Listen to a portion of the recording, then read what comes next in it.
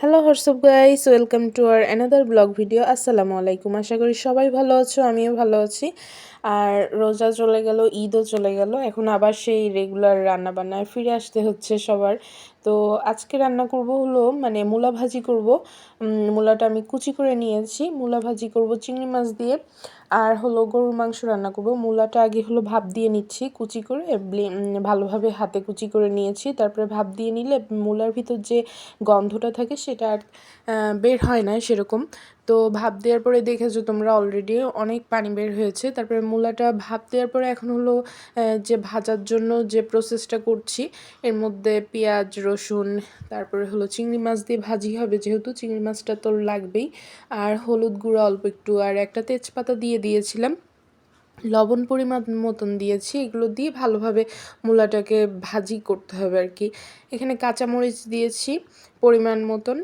দেন এ পর্যায়ে ভাপানো মূলাটা আমি অ্যাড করে দিলাম। ভালোভাবে এগুলো মিক্স করে এপিট ওপিট ভালোভাবে লাল করে ভেজে নিতে হবে, ব্রাউন কালার করে। আর এই পর্যায়ে আমার দেখো ভাজাটাও হয়ে গেছে। এখন শেষে আমি ধনেপাতা কুচি ছড়িয়ে দিলাম, সেন্টটা আরও ভালো আসে এতে। আর হলো নামিয়ে নেওয়ার উপরেও তোমরা ধনেপাতা দিতে পারো ডেকোরেশনের জন্য। আর এই দেখো আমার মূলা ভাজিটা হয়ে গেছে। দেন আমি হলো গরুর মাংস রান্না করব। মাংসটা আমি আগে থেকেই কেটে নিয়েছি, ভালোভাবে ধুয়ে টুয়ে নিয়েছি। আর আজকে মাংস রান্না করব প্রেশার কুকারে। প্রেশার কুকারে রান্না করলে কালারটা সুন্দর আসে, এর জন্য আমি বেশিরভাগ মাংস গরুর মাংসটা প্রেশার কুকারেই রান্না করি। দেখতে এর ভিতরে আমি তেল, তারপর পেঁয়াজ, তারপরে যেসব মশলাগুলো দিয়ে রান্না করতে হয় সেগুলো অ্যাড করে দিয়েছি। তেজপাতা, দারচিনি, তারপরে আদা রসুনের বাটাটা আর কি। যেরকম আমরা নর্মালি রান্না করি মাংস, সেভাবেই রান্না করছি, আর বেশি কিছু দিচ্ছি না। নর্মালভাবে রান্না করলে না ভালো টেস্ট হয়, বেশি মশলা টশলা দিলে আবার খেতে ভালো লাগে না। তো এ পর্যায়ে তেলটা উঠে গেছে মশলার উপরে ভালোভাবে, এই জন্য হলো আমি মাংসগুলো অ্যাড করে দিচ্ছি। মাংস দিয়ে আমি হলো এটাকে কষাবো ভালোভাবে। যত কষানো হবে মাংসর টেস্টটা তত ভালো আসবে।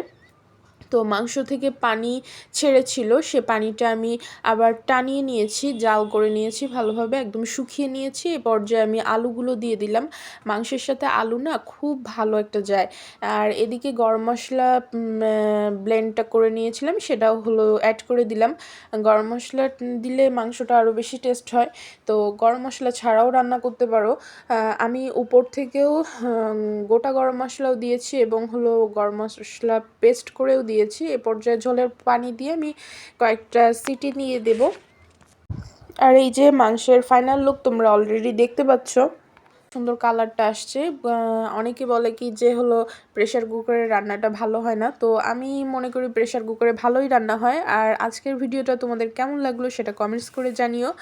আমার ভিডিওগুলো বেশি বেশি শেয়ার করো, কমেন্টস করো। আমার ইউটিউব চ্যানেল, ফেসবুক পেজে লাইক কমেন্ট শেয়ার করো। আল্লাহ হাফিজ সবাইকে।